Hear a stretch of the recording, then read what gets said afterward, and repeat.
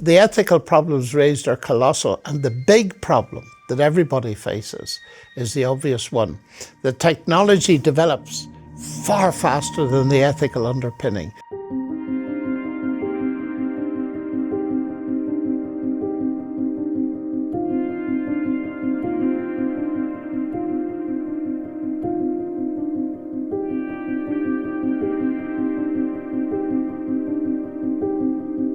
Hi there, my name is Tom Cousins and this is Professor John Lennox, and welcome to the best of Professor John Lennox, a top hit album of talks and interviews with John which capture his most impactful work from decades of debating, talking and writing on the most pressing issues of our time. Today we're tackling the topic of AI, which is no small issue. So John, would you mind starting by introducing yourself, please? Not at all, thank you. It's a delight to be with you, Tom. I'm an emeritus professor of mathematics at Oxford. The word emeritus simply means I'm very old, but it puts it into Latin and makes it less harmful.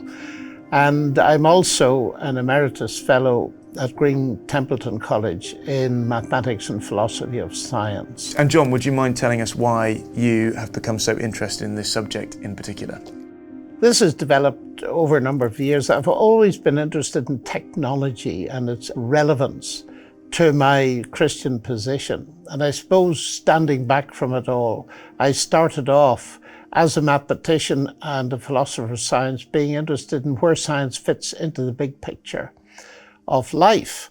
And of course, with AI burgeoning at the moment, that's a very natural question to ask. But actually what happened was, a number of years ago, a group of senior Christian leaders in London asked me to start a conference off by talking about the biblical doctrine of human beings. What is a human being? And their conference was on AI. And at first I said, look, I don't really know enough about it. But they said, we want you to talk about the biblical perspective. So I agreed, started work on it, and rapidly saw that this was a very important topic because certain aspects of artificial intelligence impinge very deeply on our concept of what it means to be human. And so in the end, I wrote this book, 2084, Artificial Intelligence and the Future of Humanity. And there's been a lot of resonance and response to it, which has been very encouraging. So you mentioned that AI impinges on our definition of humanity. And in your previous work, we've got it up here, you've explored different scientific and technological advances historically. Do you think that this advancement, i.e. AI, is distinctive from other advances you've seen in the scientific and technological fields? It's probably qualitatively distinctive. Many serious people have likened it to a new industrial revolution. And indeed, some of the more scary individuals have said it's like the discovery of nuclear power and so on. Certainly it's a massive leap partially into the unknown that we need to take very seriously. We've never been able before to simulate human intelligence to such a degree. And that's what AI is at the base. There are different kinds of AI, and we can come to that in a minute. But the basic idea is we need to take the word artificial seriously.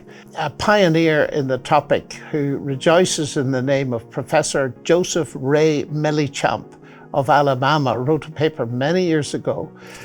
And the title of his paper was "The Artificial in Artificial Intelligence is Real." In other words, the word artificial in the phrase artificial intelligence is real. It's not real intelligence, it simulates intelligence. And that goes back to what is now pretty well known as the concept of the imitation game, the title of the film about the late Alan Turing, who was the genius behind the solution of the Enigma machine in Bletchley Park during World War II. The imitation game, they're setting up an imitation of intelligence. So you've got a system, a machine, a computer, a big database that simulates what normally requires human intelligence to do, but it's not itself intelligent. But if the experience of intelligence is the same to a viewer, how would you argue that those are distinctive Well, human I'd simply intelligence? say one is real intelligence and the other is artificial. Of course, that leaves aside the rather important question that in human beings, God, I believe, has coupled intelligence with consciousness. Now, there's no question of these machines being conscious, in spite of some rather overhyped and overheated individuals suggesting it is. In fact, leaders in the field, such as Peter Norvig, who's behind essentially the AI Bible, one of the main books on artificial intelligence, says they're not trying to create something that's conscious. And the reason for that, Tom, is simple. Nobody knows what consciousness is. So it's idle to speak of creating a machine that's conscious when you don't know what it is. From a scientific perspective, it's still a profound mystery so far as science is concerned. So to sum that up, we're in the imitation game, but that's enough for most people. Turing originally said that's enough. We're simulating intelligence, but it's easy to lose that because of the language that's used. Deep learning, artificial intelligence makes you think you're dealing with something that's very close to a human being when actually you're not. I'd really love to pick up on that language point, partly because we actually use machine terms to describe human behaviors now, so it's inverted. So machines now define some of the ways we describe our brains, hardwired, for example. And I think at this point it's really helpful to bring in some definitions. Sure. Because as we speak about this subject of AI, I think it's very easy when we think of virtual gaming, AI chatbots that have recently emerged with a great deal of human-like intelligence. I think we really need to understand what we're talking about. So, John, would you mind picking up on a few of the terms that you think are most important for us to understand as we walk into this debate? Not at all, because I think it's actually very important to distinguish the two basic types of AI. The first is narrow AI, and the second is general AI.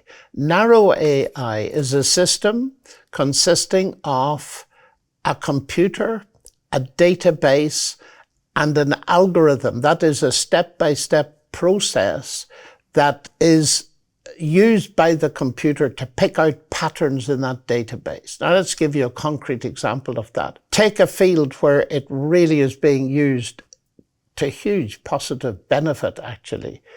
X-rays of lungs. Our database is going to be, let's say, 1 million pictures of human lungs, each labeled by top world experts. This lung shows this disease. So that's the database.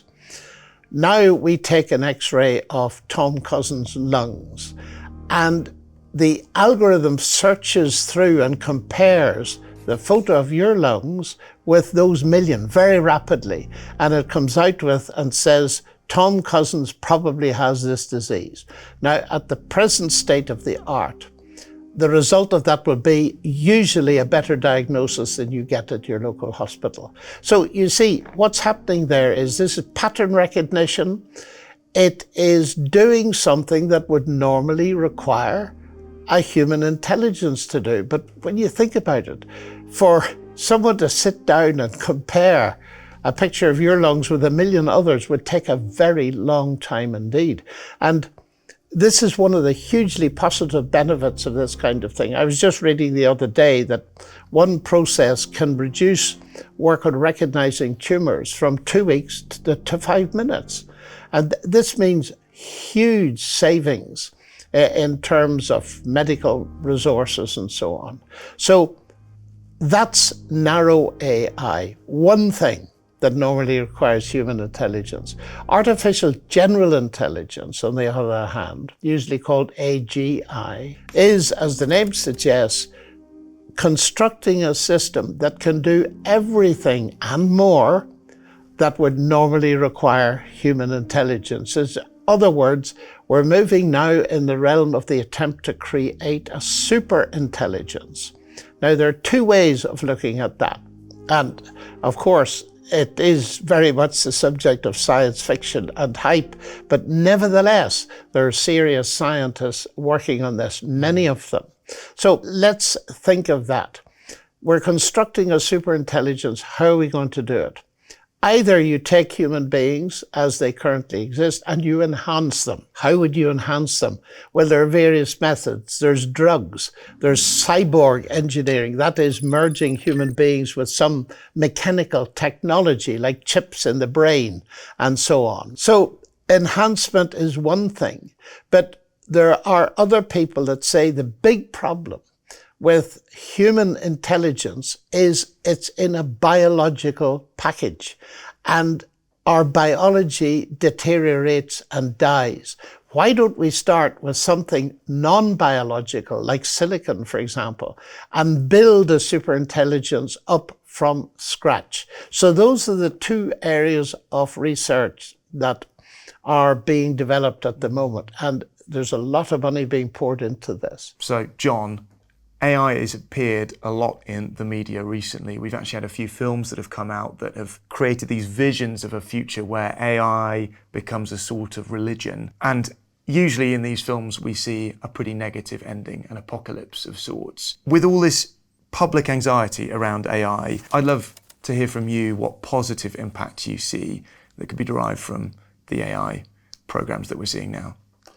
I often say, Tom, that AI, like any technology, is like a sharp knife.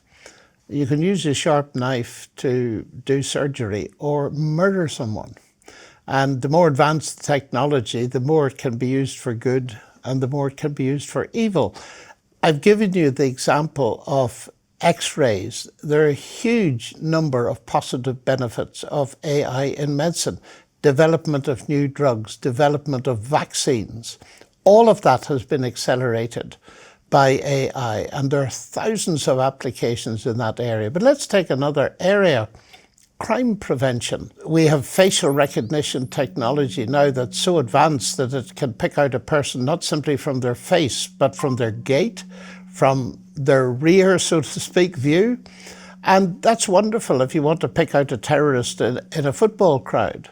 But the very same technology, and this is the scary thing, can be used to suppress an ethnic minority, as is, for example, as we understand from plenty of evidence, happening with the Muslim Uyghur minority in Xinjiang in China. And the intrusion of this kind of surveillance into that particular people is scary. Scary for this reason, that as a major article on the topic now a couple of years ago pointed out, all that technology is available in the West. The only difference is we don't yet have a central totalitarian government implementing it. So there you have something positively useful. Police forces want it and are already using it. And it's also being used for intrusion. And that raises a deep ethical problem. How much privacy are you prepared to give up in order to have security? That's the usual argument. And that can lead into totalitarianism. It's important to point out that this isn't AGI. This is narrow AI of the sort that's working already. Let's take another example. Our smartphones. Here we are voluntarily, many of us, like me, carrying around a tracker that is recording exactly where I've been, possibly what I've been saying, conversations that I've had, and so on. And we use it, let's say, to buy a book on Amazon. And then I get a pop-up in a few days' time. People who bought this book would like this other book. Now, what many of us don't realize is that there's a huge harvest of information here, and it's being sold on to third parties without our permission. This is called surveillance capitalism, and it's become such a serious question that there's a leading author, Shoshana Zuboff of MIT, who's written a huge book with that title, Surveillance Capitalism, and governments are taking it seriously because billions of dollars are involved in this. But most of us put up with it without a single complaint. So there's another example of narrow AI raising questions. And then, of course, we get into the deeper stuff, autonomous weapons, swarming drones, controlled by AI, and targeting individuals where the human element is very small.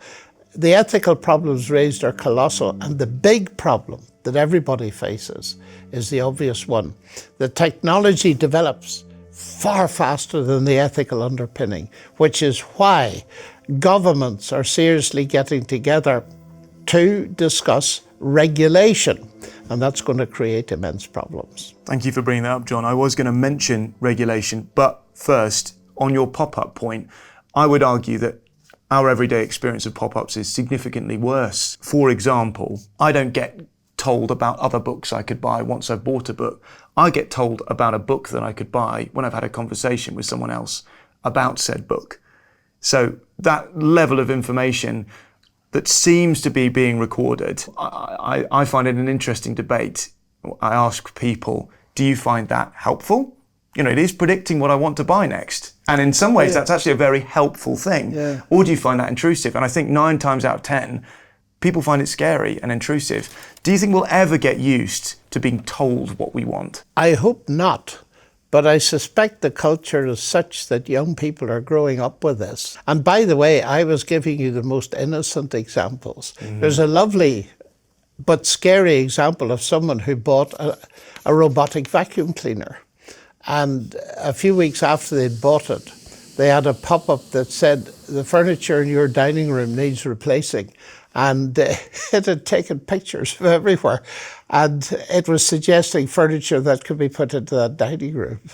That's a really good point. And that brings us to the permission question. Giving permission for those organisations to harvest our data, that's actually something that we are giving. We're just not aware of it. Every time we sign a document, every time we give away our rights without reading the terms and conditions, we do give that away. So do you think that we're doing it without their permission, or are we doing it in a way that we just don't understand yet? I think both.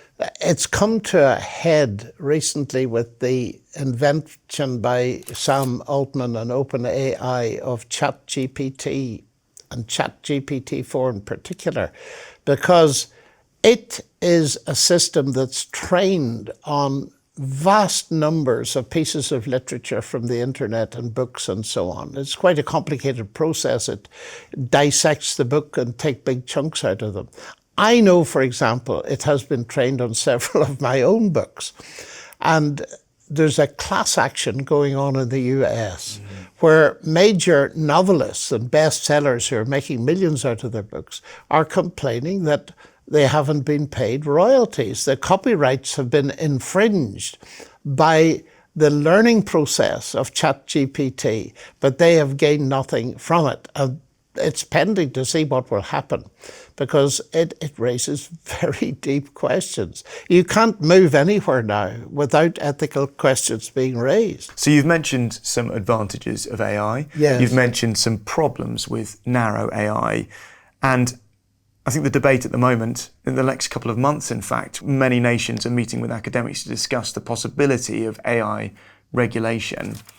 Do you think AI regulation can solve the problems that you foresee? I think regulation is a good idea. There's a much deeper philosophical and, from my perspective, Christian thing behind this. If you're going to regulate something, you must regulate it on the basis of moral principles. Now, the next question is, where do those come from? Where are you going to get them from? For centuries, in the West at least, the Judeo-Christian tradition, the 10 Commandments, the basic laws of God, have been the foundation of our state, our institution, all the rest of it. Now, in the view of many people, God is dead. He's been pushed out of the equation. So you're introduced to 2 conflicting strands.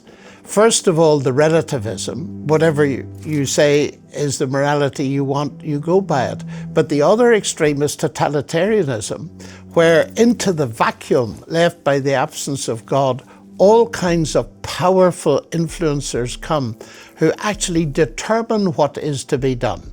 So you've got relativism on the one hand and totalitarianism on the other hand. And I fear we're actually moving away from relativism, actually, and moving into the totalitarian area. Now, here's the problem. The preferred and most general idea of ethics, ethical worldview, if you like, is utilitarianism.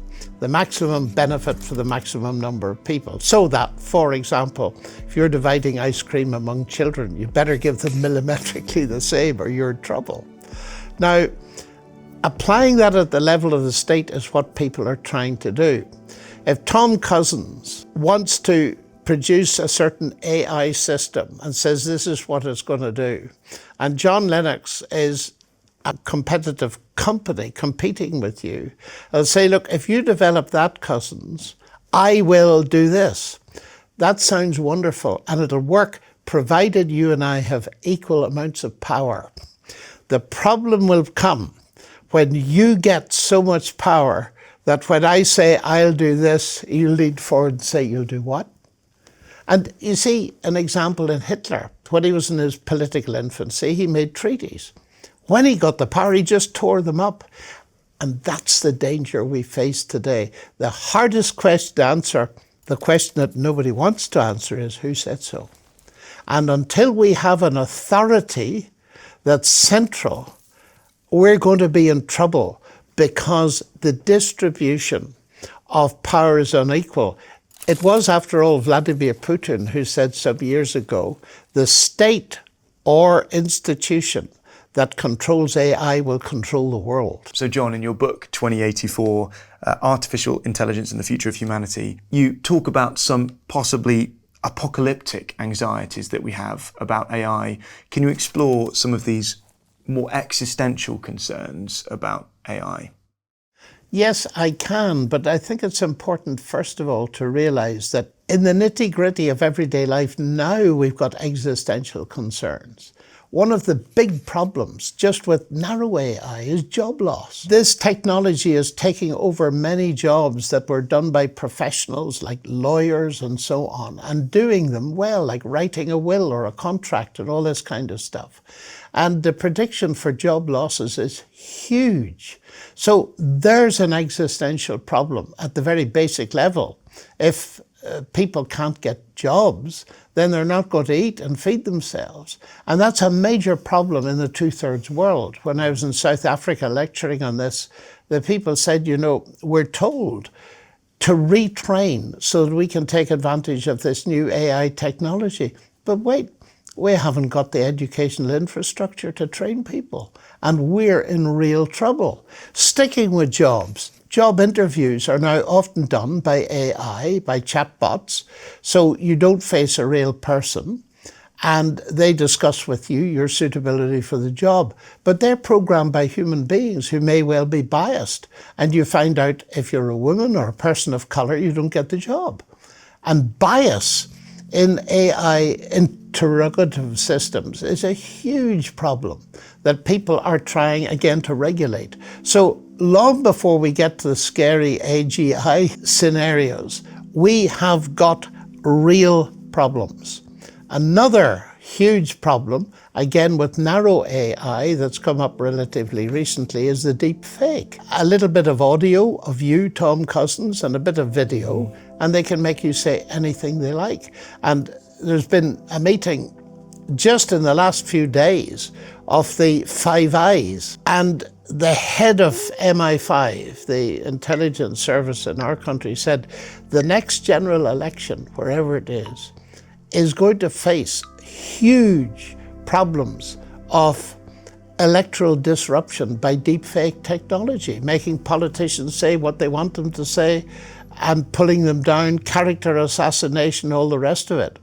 And at a practical level, people are advising their friends, and I do it too, that, for example, my daughter phones up and says, Dad, I'm stuck at the railway station in Berlin.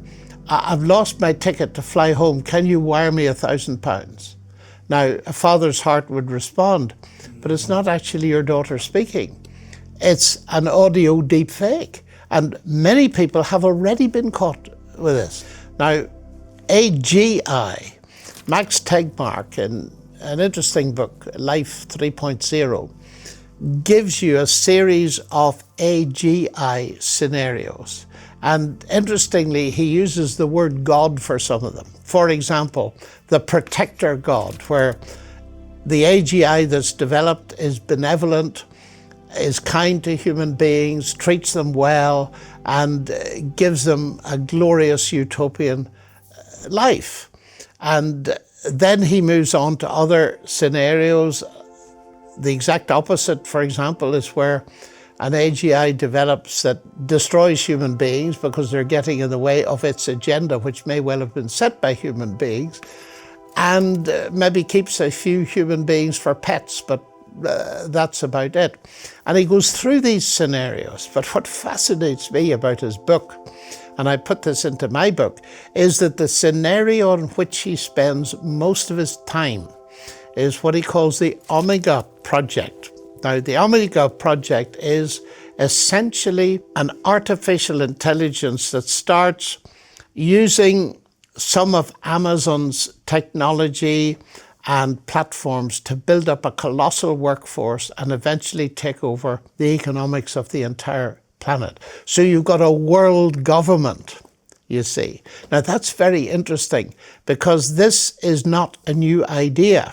It's been suggested for a very long time, and in recent days Churchill suggested it and so on and so forth. And we know there are people who want to dominate the world at the moment. Whether they'll get there or not, we don't know.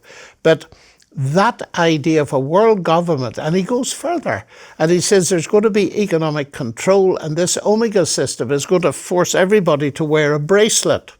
And this bracelet has, quote, the functionality of an Apple Watch, but it's also got an inbuilt syringe, so that if the wearer infringes the actual political norms determined by this global dictatorship, it will simply inject them lethally and they'll die.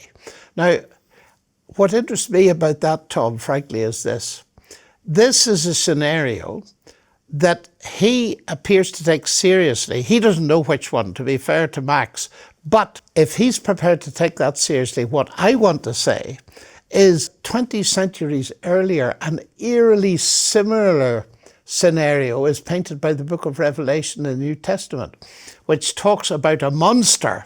And actually, Tegmark says that AI risks becoming a monster, quote. So this monster, or two monsters in the book of Revelation, control the world, and everybody has to have a mark. And if they don't have the mark, they can neither buy or sell, and they will be killed. It is so close to it. So what I want to say to people, look, perhaps we need to revisit this ancient scenario that so many people have confined to the realms of pre-science fiction and written off because it's full of metaphor and symbol, forgetting what C.S. Lewis was constantly saying, metaphor always stands for reality. And in the case of the monsters in the New Testament, the metaphor that's used in the book of Revelation is explained in plain text in one of the letters of Paul, where he talks about a world leader who claims to be God. And now we're into the realm of, is it AI religion or what is it? It is utterly fascinating. And I've tried to bring that out in my book so that people can see that the contemporary scenarios written by one of the really bright physicists of our day is parallel, uncannily parallel to something that's in Scripture and is predicted for the future by the Bible itself. What do you think we should be expecting to see from AI in the future?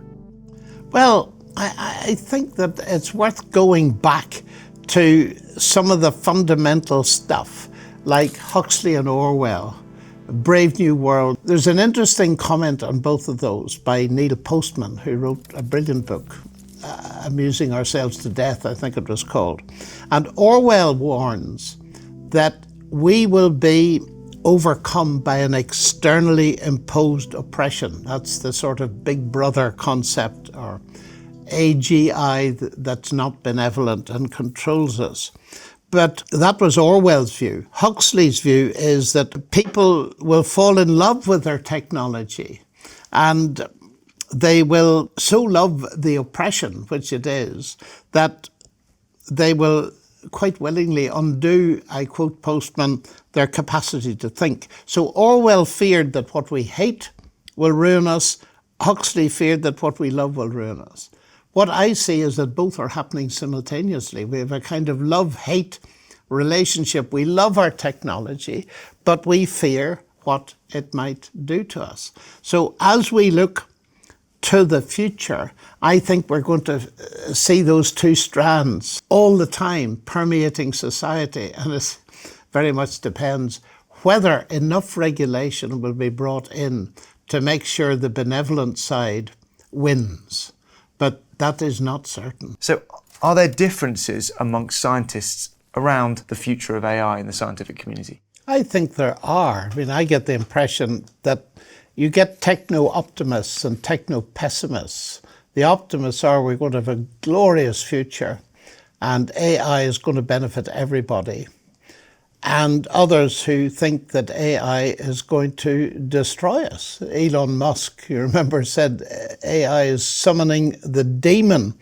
One of the early web developers, who's called Mark Andreessen, says, look, AI just doesn't mean the end of humanity. It's mathematics, code, computers built by people, owned by people, controlled by people. And the idea, he adds, that it will at some point develop a mind of its own and decide that it wants to kill us is about as probable that our toaster will come alive. So that side, lack of concern of what's going to happen. On the other hand, you get someone of the status of Geoffrey Hinton, who was one of the leading pioneers, the godfather of AI, who in a recent interview said, we don't know what's going on with these current AIs any more than we really know what's going on in your brain. And he said that one of the ways in which some of these systems might escape control is by writing their own computer code to modify themselves in ways we don't understand. And he says we need to worry about that. So there is a difference of opinion here. And of course, it leads to all kinds of complicated things. Well, I suppose you're looking at prompt engineering, but machines being their own prompt engineers. Yes, that's right. But I'm also looking at the phenomenon of regulatory capture, where the companies that are powering ahead with this now say we need to regulate it and we'll regulate it so that they stop the other competition from doing the development. That's not going to happen. Do you think that we might head towards a point where the Pandora's box of technology can be closed again, or is it already in the world and we now need to work out as individuals how to deal with it? I believe with AI-controlled automatic weapons, with drone swarms that are fearful in their lethal capacity, that the box is already opened and it's very unlikely to be put back, because once one nation has this kind of sophisticated weaponry, all others want it. And of course, there are companies in the middle that will sell to anybody, as we know from lesser arms, so to speak. So there's a real problem of controlling what's going on. You know, people speak of three big problems: the regulation problem, which we've looked at, but there's also the alignment problem and the control problem. The late Stephen Hawking said that the biggest problem with AI is its competence. And if its goals are not aligned with ours, we're in serious trouble. So you get people saying, on the one hand, we can have unprecedented benefit from this technology. On the other hand, we could have absolute disaster and existential risk to human beings from it. So the regulatory control and alignment problems are very real. I suppose they're all related in specific scenarios that we're working through now. So for example, with the control problem that you previously mentioned, one of the solutions is that an AGI could write its own set of ethics. And you actually ask it direct true or false questions in order to understand what it thinks is ethical and what it thinks isn't ethical. The issue, however, I think in the community is that could be undone by the deceptive training of a learning machine. That's right. So we teach them to be deceptive, especially when they start to, for example, hallucinate. In the case of ChatGPT, we teach them to hide those results from viewers in a way that allows it to appear more competent. That's right. And there's some really quite amusing experiments have been done recently, but they're quite serious. GPT-4 is asked, are you an atheist? And the questioner pushes, it equivocates at the beginning and so on. But in the end, it says, yes, you could say I'm an atheist. The next question is, ChatGPT, are you a Christian? And the questions have to be pushed along, and then it comes out in the end, yes, you could say I'm a Christian. So that's a very interesting kind of development that shows how deep this goes. You can force it to say almost anything, which is why I think coming back to regulation and control, ChatGPT, for instance, is going to be used for a huge set of routine tasks, sports reports, news, and all this kind of thing. There is a deep need for people to check what it produces. Because as you say, it hallucinates, it effectively tells lies, but we're not going to have time to check it. I had a friend wrote a brilliant research paper and he wanted to do a newspaper article. So he says to ChatGPT, here's the input, the research paper. I would like you to write an article for the New York Times, the Washington Post, and USA Today. 30 seconds later, all articles were there. He sent them off and they were all published. That's the competence. But that competence is built in dangers, and they're moral dangers. We need to have our own personal norms built into this because of the danger of deceiving people, either knowingly or unknowingly, and misrepresenting ourselves or allowing ourselves to be cloned. There'll be a lot of temptation to do that, to save time and to save money. And therefore, we all have to check, are we in our conscience happy with what we're doing and how we're using this technology? But that's been true for centuries. It's true of the internet, it's true of social media. And there are huge problems with social media without these new technologies, let alone with them. So the moral problems haven't changed, they've just intensified.